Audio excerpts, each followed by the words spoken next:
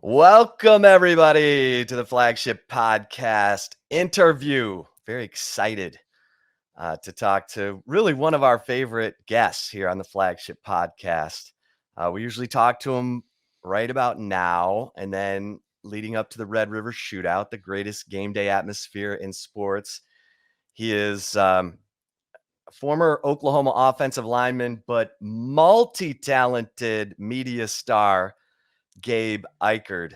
Gabe, I listened to you on SiriusXM Big 12 radio. You're also the sideline reporter for OU radio football broadcasts. And you've got a podcast, the Oklahoma Breakdown podcast with Teddy Lehman. You've just launched the strengtheningok.com with Dusty Dvorak. We're just happy you have a little time for us. I got a little bit going on, Chip. Like to keep myself busy, but yeah, it all kind of falls under the same umbrella for me. I really like to talk about football.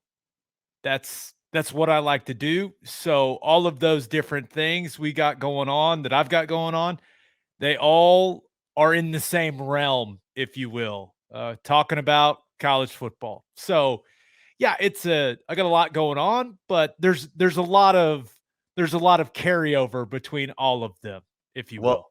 Well, you've come to the right place because we love talking college football right here on the Flagship podcast. And Gabe, I want to get right into it. We're gonna go chronological. I want to take you back to last year's Red River Shootout because I am of the belief that if Spencer Rattler stays in the game, maybe Texas wins by 30. The way that thing was going, Texas led that game. For those who've forgotten, 28-7 after the first quarter. But Caleb Williams comes in and all bleep breaks loose in terms of momentum shift, and Oklahoma wins the game. What surprised you most about that game? I would say the most surprising thing was in the second half that at points in time Texas offense just couldn't find the momentum that it had early in that football game. Right? Because I felt like OU's offense was going to settle in. They were going to stop making as many mistakes, right? But I didn't know if the defense could stop Texas's offense, right? Because it was rolling early in that game. I mean, anytime you start the game with a 75-yard touchdown, it can create some serious offensive momentum for you. So, yeah, I would say the most surprising thing wasn't that OU was able to find some things offensively in the second half. I think it was the fact that Texas didn't keep putting points on the board. And I think that's probably what cost them that game because their defense just they got completely worn out. And I've talked to Sarkisian about it, and this was kind of the theme for them last year. Yeah, they could have gotten more stops defensively, there's no doubt, but they knew the offense was the strength of that team last season. They knew that pretty early on. Well, once they started playing games, and he told me, "Hey, yeah, the defense should have got more stops, but one more first down here, one more first down there, and you're not having to rely on the defense to get those stops." So I think that was it. That Texas's offense got bogged down a little bit. Now, they scored a lot of points in that game, so you can't really put the blame on them. But I guess you give OU credit more than anything, being able to weather that storm in that environment and come back and win that game. That one is up there for Oklahoma fans. I can tell you that as someone that was at that football game. I know you were there too, Chip. That was pretty crazy, man. Crazy. I mean, the first half was every Texas fan's dream. The second half was every Texas fan's nightmare, and probably flip it for OU. But the reason I bring that game up is just what you said. It started the trend for Texas that went in the wrong direction.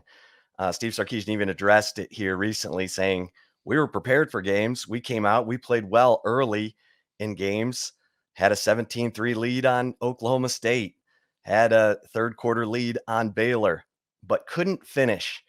And you're a guy who watches the trenches, Gabe. What stood out to you about the Texas defense? I mean, specifically Oklahoma's ability to just bash them with counter plays. They ended up with over 300 yards rushing in that game.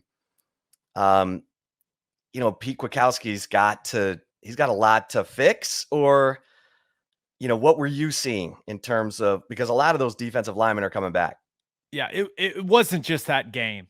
I think it's easier to talk about Texas's defensive line as a whole with what we saw nearly the entirety of last season. And that was a group that underperformed.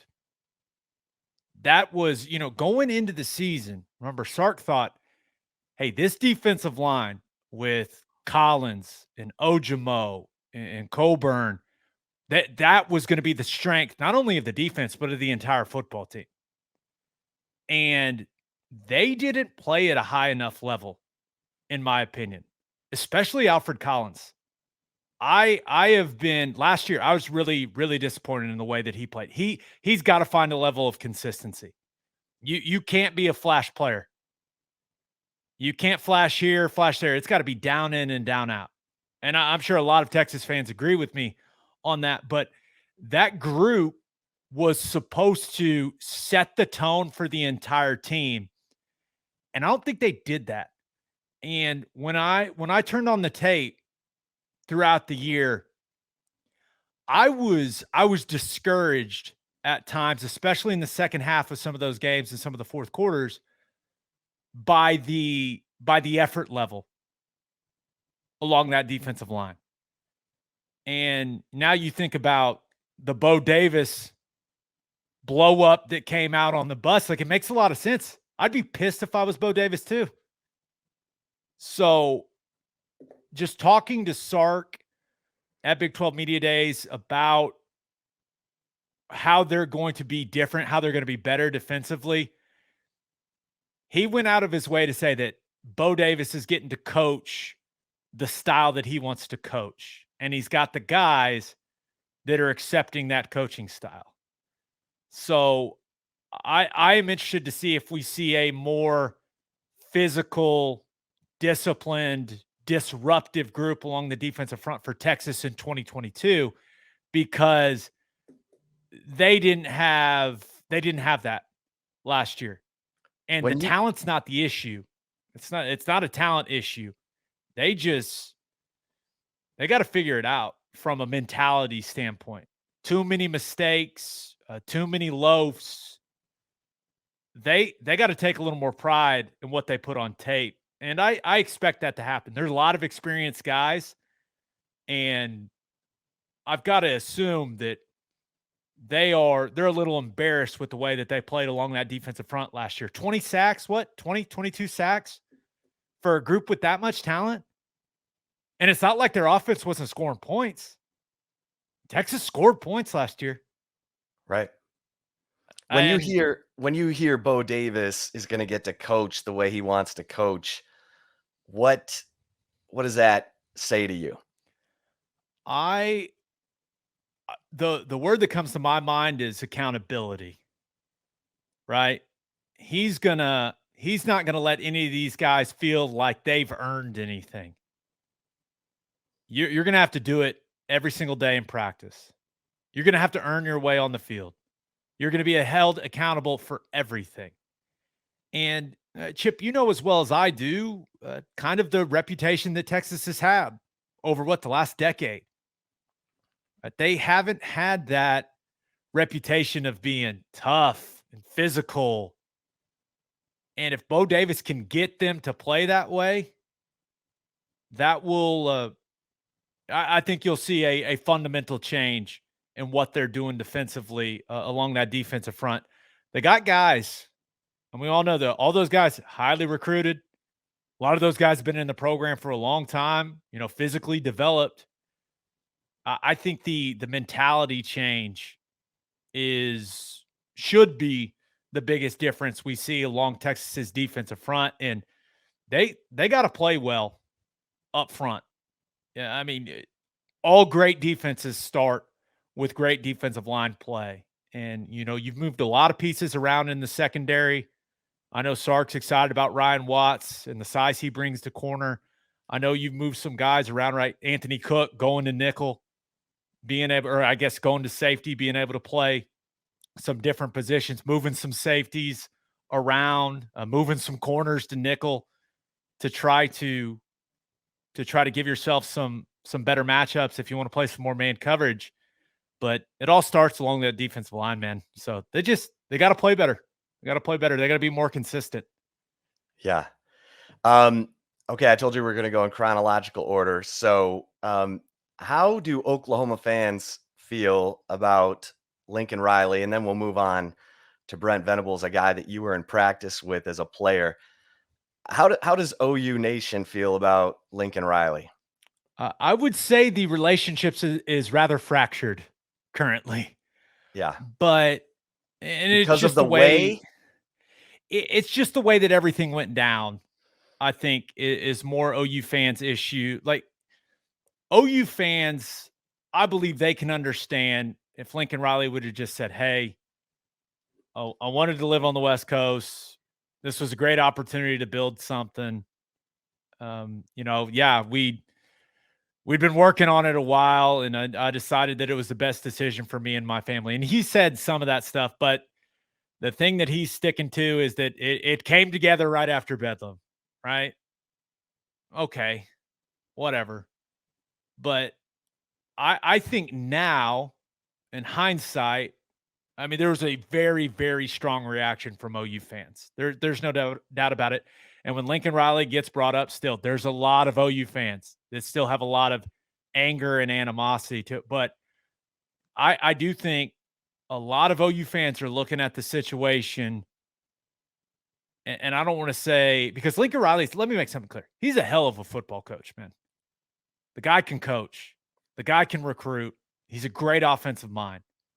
But for me, it had felt like the program had plateaued a bit. Right? It had gotten to this level really, really good, right? But, and we all saw it when they would get to the college football playoff, especially that Orange Bowl against Bama, the Peach Bowl against LSU. It was clear that OU was a ways off from being a legit national title contender, right?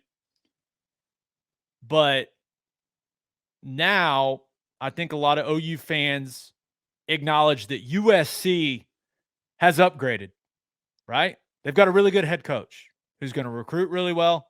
They're going to be better. USC is going to be a better football program because Lincoln Riley is leading it. That is true. What also is true is Oklahoma is now going to be a better football program because Brent Venables is leading it.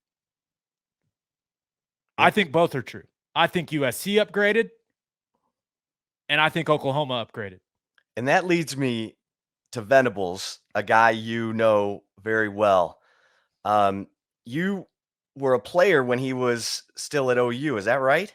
Oh, yeah. He was the defensive coordinator my first 3 seasons at Oklahoma.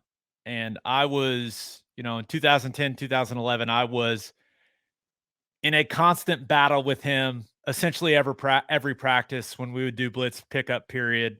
And I would yell at him if we picked it up too well and tell him that it wasn't good enough. We had a fun relationship. Okay, that's what I was looking for. A story, an anecdote from practice. There's so many of those just with him. He's the most demanding coach I've ever been around. And he has an unbelievable gift to be just so demanding and demonstrative while he is being demanding. And somehow you feel like he cares so much that it's weird. It's like you still really love him, even though he's absolutely tearing into you. I mean, he's got a gift for that. And it's because you see all the things he's saying now about this he wants to develop relationships, right? You'll hear him talk about, hey, it's not transactional, it's relational. And that's a lot of stuff that he gathered from Dabo Swinney there at Clemson and the culture that they've got there. But the man's as intense as they come and as demanding as they come. But the thing about him is he is always on. I mean, always. And he's going to bring it every single day, and he's going to bring his best every single day, and he expects you to do the same. So the new mentality in Norman has been very, very important. I think that mentality that Brent Venables and now Jerry Schmidt, who was brought back as the strength and conditioning coordinator, that mentality they've instilled is going to take OU football to another level.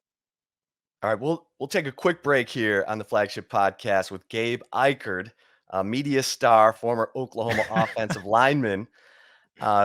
If you're watching us on the Horns 24/7 YouTube channel, we'll roll on. And Gabe, just as we're seeing with Steve Sarkisian, an offensive-minded head coach is going to be made or broken by his defensive coordinator.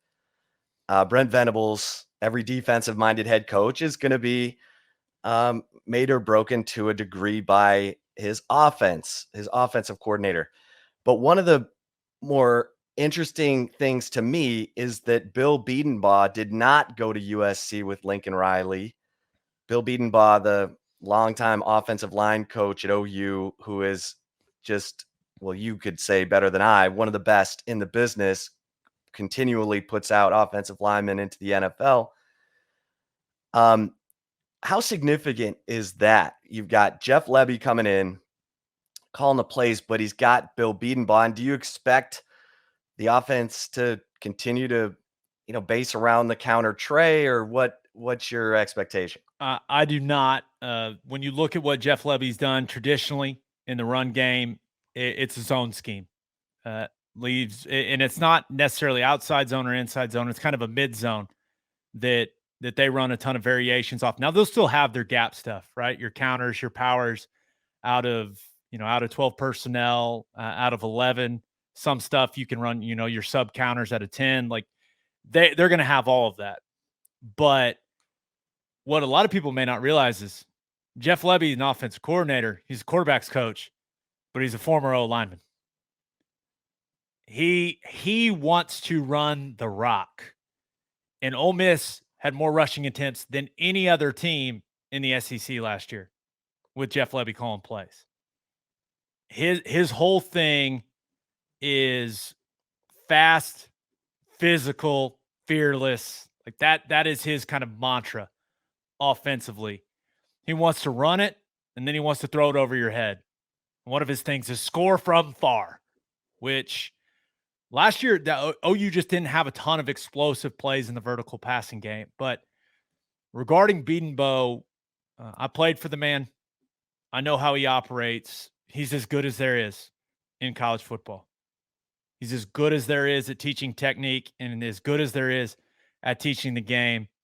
It was massive that Oklahoma was able to retain him. And I think that him and Jeff Lebby are very much cut from the same cloth and have very similar philosophies when it comes to offense. So far that relationship, the dynamic between those two guys have been very, very good. And it's going to be exciting to see what the offensive product on the field looks like. But some people that listen here may not be particularly familiar with Jeff Lebby, but I think two guys have a legitimate argument over the last 3 seasons, right? Two guys have a legitimate argument that they have been the most successful play callers in college football when you look at the stats. And those two guys are Lincoln Riley and Jeff Lebby. When you just look at what their offenses have produced. So I think that for good reason, Oklahoma fans are expecting the offense to be explosive and to not drop off at all, even though one of the best offensive minds in the country left and is now at USC. One thing that matters to people around here, I know it certainly matters to me, Levy's an OU guy.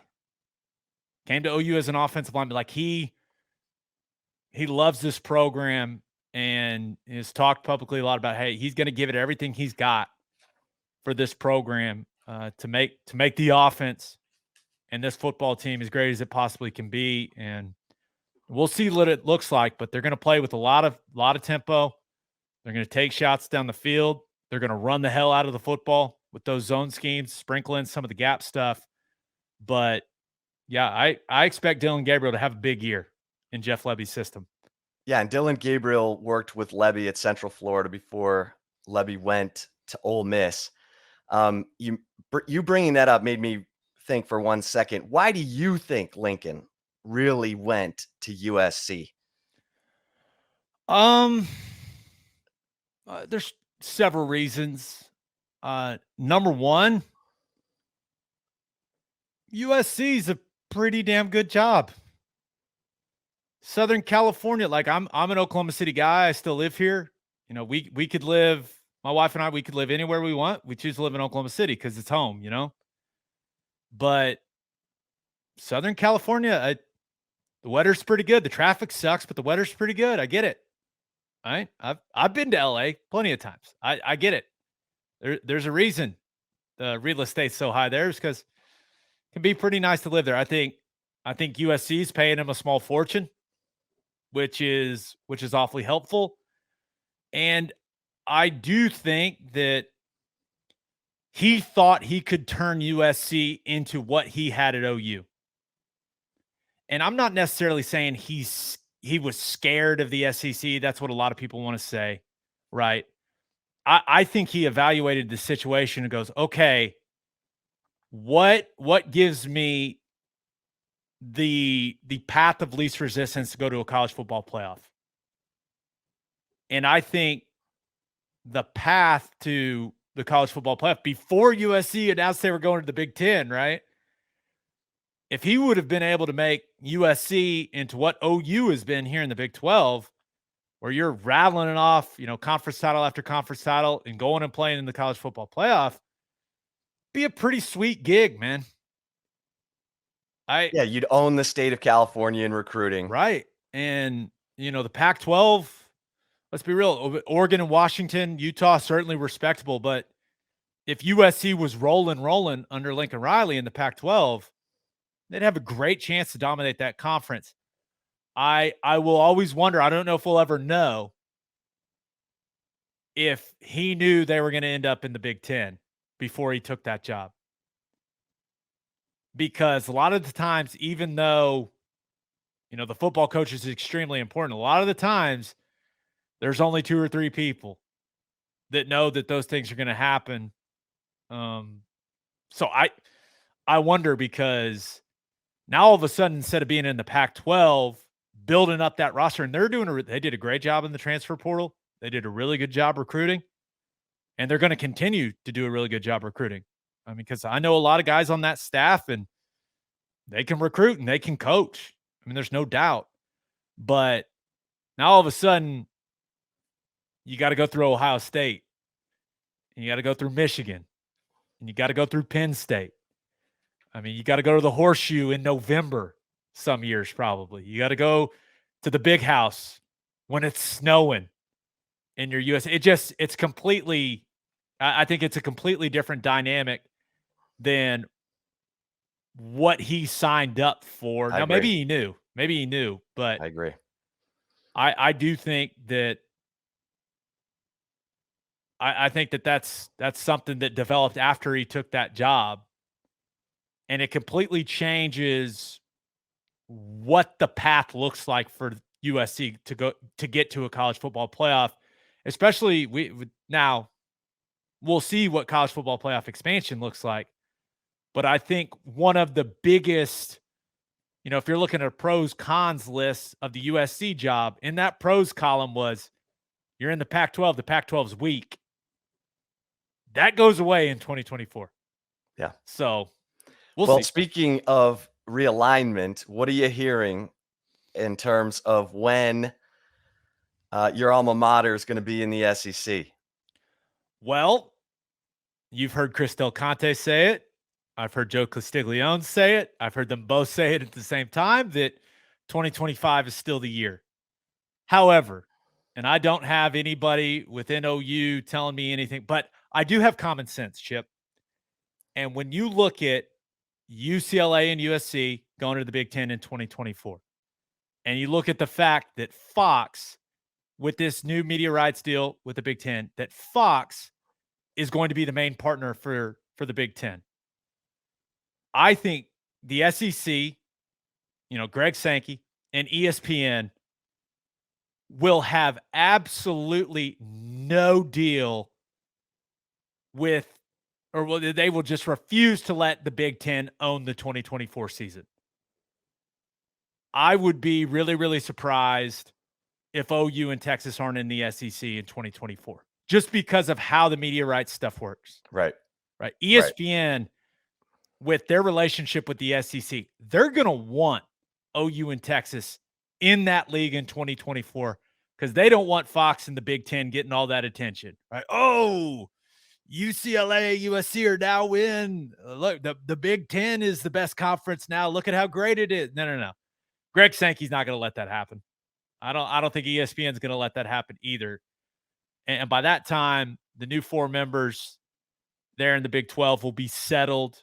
And I would assume it'll be something similar to what we saw for those 4 new Big 12 teams that are coming in 2023, right? When it comes to the buyout, the negotiation that 3 of them had with the American. I assume something like that would happen. Now, who knows? Maybe there's more shifts in the landscape and it doesn't happen until 2025. But would you just think of it from a television perspective? 2024 seems like the year that OU and Texas will be playing SEC football. That's what I'm hearing. So I agree with you. It just makes sense, man. I mean, ESPN, it just lines up that way. Yeah, ESPN will make it happen. All right, let me ask you this, Gabe. OU was 11-2 last year. What is a reasonable, if there is such a thing, expectation for Oklahoma in 2022? I know Brent Venables very well. The man did not take the job to go 8-4. The expectation for Oklahoma football is the expectation, and it's never going to change. Win your conference, go play for a title. That's the expectation, right? That's what it is. That's what it's always going to be. Now, when you get into the Southeastern Conference, yeah, could it be a little different? No. I can guarantee you, Oklahoma fans are never going to go, man, I hope we finish 3rd in the SEC this year. That's not going to happen. The expectation is the expectation. Win the Big 12 Conference, and if you do that, you got a really good chance to play for a national title by getting into the college football playoff. Looking at the landscape, because there's a lot of turnover. Baylor lost a lot on defense. Oklahoma State lost a lot on defense, lost their defensive coordinator, Jim Knowles, to Ohio State. Where do you see Oklahoma in the pecking order of the conference finish? I'm going to pick them to win the Big 12, and it's not because I'm an OU guy. It's because of history. It's because of statistics, honestly, and it's because of recruiting. All these things. You look at it, Texas and Oklahoma are the most talented schools in the conference when you look at the rosters, right? Height, length, athleticism. Those are the most talented schools. Now, what Baylor and Oklahoma State did last year, very impressive. There's no doubt about it. I think Mike Gundy's one of the best in the nation. I think Dave Aranda is on his way to being one of the best in the country. I am a huge fan of his. But Oklahoma's won half of the Big 12 titles since this thing started. 14. Texas has got 3. Baylor's got 3. So anyone say, oh, you're an OU guy, you're OU homer. No. 14, the next one is 3. That's a big gap. So I I default, maybe it's the best word, to picking Oklahoma to win the conference because they've got talent and because I believe in Brent Venables and Jeff Lebby and what their systems are going to be like offensively and defensively. And I believe in Jerry Schmidt and the mentality that he brings to a football team because I've gone through it. I've lived it. That being said, Baylor could be really good, man. I think I am a firm believer that football has always been decided in the trenches and always will be. And while I don't think they have a ton of, high NFL draft picks along the offensive line, especially and along that defensive line, I do think they've got a lot of depth, a lot of continuity, and some physical dudes. And, when you just look along the line of scrimmage, Baylor's got the most proven groups coming back, O-line and D-line wise. Now, D-line wise, you can make an argument for Oklahoma State. Like a lot of players, edge players, right? Colin Oliver, I think, he's going to make a big jump this year as a sophomore. Brock Martin's back. Tyler Lacey's back. They got a lot of guys back along that defensive line. But they had the best defense in school history last year. I think it's going to be very, very difficult to replicate that. So when you look at it, I know a lot of people like Kansas State. Everyone's like, no one's talking about Kansas State, but everyone's talking about Kansas State now. Yeah. I think they're going to be solid defensively.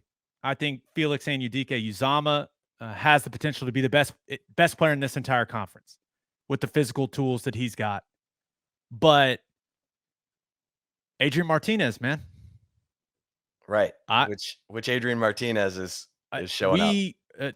Can Colin Klein get him to play mistake-free football? We haven't seen it. Maybe the change of scenery is what he needs, but the guy's got more fumbles than anyone else in the history of college football. So, what I'm supposed to trust that the Kansas State offense is just going to be a well-oiled machine, especially with a first-time play caller in Colin Klein. I know he called the bowl game, but there's a rhythm and a comfortability to being a play caller, and he hasn't done it week after week after week. So you look at that, and then that brings you to Texas, right? I think Texas is in that 4 to 5 range for a lot of people as we head into the season. The talent's there. But for me, I know the headlines. It's all about Quinn Ewers and Hudson Card. I understand that. Quarterback's important. There's no doubt. I think Texas has the best collection of skill players offensively in the conference. I think if those guys play to their ceiling, they got a hell of a group. I think the quarterback play will be adequate, whether it's Ewers or Card. But what's that offensive line going to be? That's the question. And I'm an offensive line guy, so that's what I'm always watching. And they have to be better at tackle. Absolutely have to. I've said it 100 times. I'll say it again. Christian Jones is a guard. Bump the man inside, please, and set him up for success. You got some 5-star guys, right? Now, I stay on top of Texas recruiting. Right? Campbell, I know. You got some big-time players coming in. Starting as a true freshman along the offensive line is really difficult. There are going to be some growing pains for him if he's the guy at one of the tackle spots. So, especially with Will Anderson and Dallas Turner coming in week 2, right? Yeah, that could be an adventure. If you're starting a true freshman against the best player in all of college football, that could be. You can only chip him with backs and tight ends so much. Yep. But yeah, I think Texas' offense is going to be good. I think tackle's the big question mark. I would like to see Jake Majors. Sounds like he's reshaped his body a little bit, which I thought hearing that was definitely something he needed to do. I would anticipate him playing at a higher level now that he's in better shape and he's got muscle in the right places. But yeah, that tackle spot, that could determine the ceiling of Texas's offense. I'm not that worried about the quarterback spot. I think they're going to get good play from either guy. I don't think either guy is going to lose them a bunch of games. You know what I mean? You got the tackle issue offensively, and then defensively. Can you stop anybody? Because let's be real, that defense was bad last season, Chip. Bad. Bad. Effort, questionable. Tackling. That is Oof, the most the damning thing. tackling. You talked to, Michael Griffin, Brian Jones, the former. Listen, I know I played with Griff in Tennessee. I know he doesn't sugarcoat it. Oh, he was so pissed last year. But yeah, no, I think you're right on the money, Gabe, and that's why we love chatting with you. Okay, is there anything else? Because we've kept you a good while, and you're a man with, I'm a man of many words, so I've 10 been jobs. here. I've been here this long because it's my own fault, Chip. You've done nothing wrong. Well, what is there anything else you think is important for fans of the Big 12, fans of college football to consider going into this 2022 season? I think I know I'm excited as a Big 12, as a guy that covers the league, right? Over on Big 12 radio, on channel 375 on SiriusXM. I'm excited. There's a lot of unknown going into the season. A lot. I mean, you look at the teams that finished at the top of the conference last year. Baylor lost all kinds of impact players on offense and defense. Oklahoma State lost so much defensively, including their coordinator. Oklahoma, hey, as excited as people are about Brent Venables and Jeff Lebby, new systems on both sides of the ball. Dylan Gabriel didn't play a ton of football last year, coming off that collarbone injury. A lot of different pieces moving around for them, even though they're talented. Like, there's a lot of unknown there. Texas, quarterback, the defense. Kansas State, quarterback, new coordinator. Iowa State, are they a team that's going to be better than everyone thinks? I think Iowa State's going to be better than a lot of people think, because I think they're exactly where Iowa State and Matt Campbell want to be as a program. And I think Hunter Deckers is going to be a much better player than people realize. And I know that Brock Purdy's got every school record there. I would anticipate them being a little more explosive in the passing game under Deckers. Yeah, and unfortunately, Purdy had turnovers on the biggest stage in the biggest games. Right. And this is what I've always said about Brock Purdy. Like, when he was a 4-year starter, right? He just made mistakes that a 4-year starter cannot make. It was kind of the definition of his career. Yeah. But then you've got the teams with new coaches, right? What's TCU going to look like under Sonny Dykes? What's Texas Tech going to look like under Joey McGuire? I think those teams are interesting. And then West Virginia, you look at the last 2 seasons statistically, defense has been really good. They've played winning defense. Graham Harrell comes in as the offensive coordinator. I expect JT Daniels to be the guy there at quarterback. Are they going to score some points? Could West Virginia come out of nowhere and compete in the conference race? I don't know. Yeah. But it's going to be fun. Even Kansas is going to be better, man. Oh, Kansas. Holy bleep. Kansas. Gabe, do you realize that Kansas beat Texas in Austin? Oh, that happened. Sorry, I didn't mean to bring them up. 57-56. I will say this. That was an unacceptable loss for Texas. Jalen Daniels is a lot of fun. Yeah, they've got a guy. He's a lot of fun, man. I mean, there's no doubt about it. So I'm excited to see they're going to be more competitive this year. They had the way that they finished the season last year, and I don't think your listeners want a ton on the Jayhawks here, but they had some good wins and some really competitive losses. And just from talking to Lance Leipold and the players he brought to Big 12 Media Days, they got a little more confidence, right? Yeah. They got a little more belief. That can be a powerful thing. If Caleb Williams doesn't rip the ball out of out of his teammates. Let's not talk about it. Let's just not. But fortunately, Gabe, he did. And so everything finished. You're right. He did. In OU Nation the way it was supposed to finish. Not so much for Texas.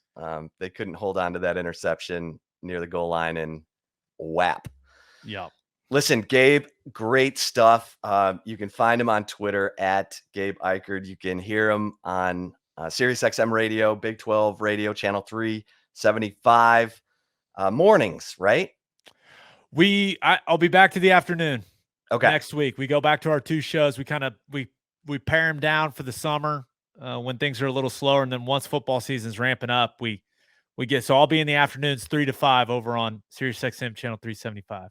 Okay, and then you've got the breaking down the Oklahoma breakdown. The Oklahoma Chip. breakdown. I'm sure a lot of the Flagship listeners would like to hate listen to that. So you're more than welcome. And our most recent episode, we dabble in a little other stuff, right? West Virginia head coach Neal Brown joins us for 40 minutes talking. We talked very little West Virginia. We talked about what it's like right now being a college football, being a head football coach in college football, and some of the big issues that college football and the future of the sport facing. It's fun, man. I think your people would enjoy it. I heard that. And I heard your podcast after Arch Manning committed. I thought it was hilarious. Y'all were like, yeah, he's good. I don't know how good he's going to be. But OU fans have started the Archanon thing, trying to say that the kid's not good. Listen, Nick Saban doesn't offer players because of their last name. He offers players that can help win.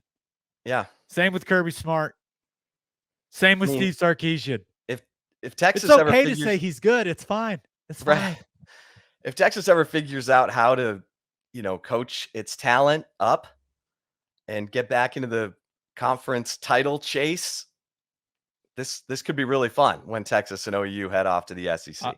I'll say this, and this may sound weird to people. OU needs Texas to be good. I agree. That relationship historically, when Texas is really, really good, OU tends to be at its best. And that drives that competitive nature within the state of Texas on the recruiting trail. And when Texas is good, clearly Texas's level climbs. And for whatever reason, it raises OU's level as well. So I'm with you. Yeah. I'm with you. First decade of the 2000s. Oh, it was many good fantastic. Teams. Damn. So many players. Well, Gabe, listen, keep up the good work, my friend. And thanks so much for joining us here on the Flagship Podcast. For Gabe Ikard, I am Chip Brown. Thanks to everybody for listening to the Flagship Podcast here on Horns 24/7, the YouTube channel. And until next time, stay safe and keep the faith.